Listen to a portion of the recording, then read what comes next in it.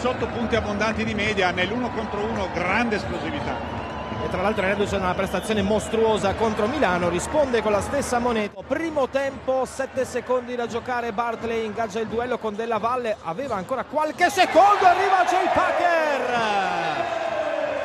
Poteva esserci un modo migliore per chiudere una frazione di gioco e andare all'intervallo lungo. Positivi da parte della squadra di coach Legovic e il pubblico apprezza, Sandro. Il pubblico apprezza molto, sta inneggiando ai suoi colori. 27-18 il parziale di questo periodo, con la squadra di Trieste che ha decisamente dato una prima spallata. Cronometro riciclato a 14, ora si va da Curno contro Corey Davis. Della Valle prova a difendere forte Bartley su di lui, il lavoro di Odiase per cercare un po' di spazio, si va da Curno dai 7 metri, fila la terza stoppata della sua serata all'attacco triestino e può riportarsi in avanti Brescia con Gabriel che va dentro sfruttando l'assist con i tempi giusti di Della Valle e riportando Brescia sotto nel punteggio.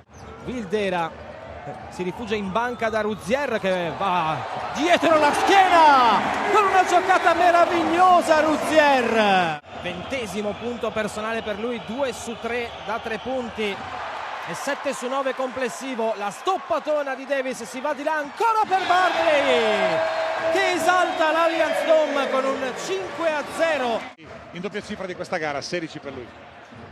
E Trieste con Gaines che ora può provare ad esplorare il pitturato bresciano.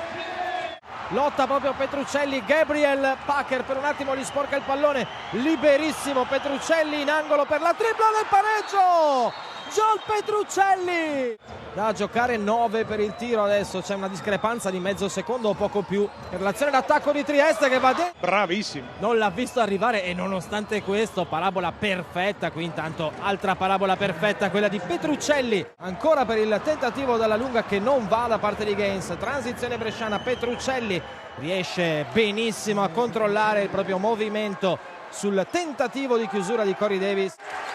Trieste tenuto in difesa fino al 24° secondo, il tiro di Gabriel è contestato. E ora si dimenticano completamente i ragazzi della Germani di Jay Packer.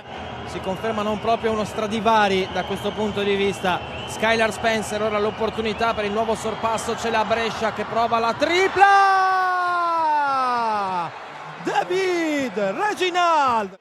Calato un momento di silenzio quasi raggelante all'Allianz Dome, con Della Valle che sguscia dal tentativo di pressione di Ruzier e riesce a raccogliere questa rimessa dal fondo di Cuorno, lanciando il pallone più lontano possibile.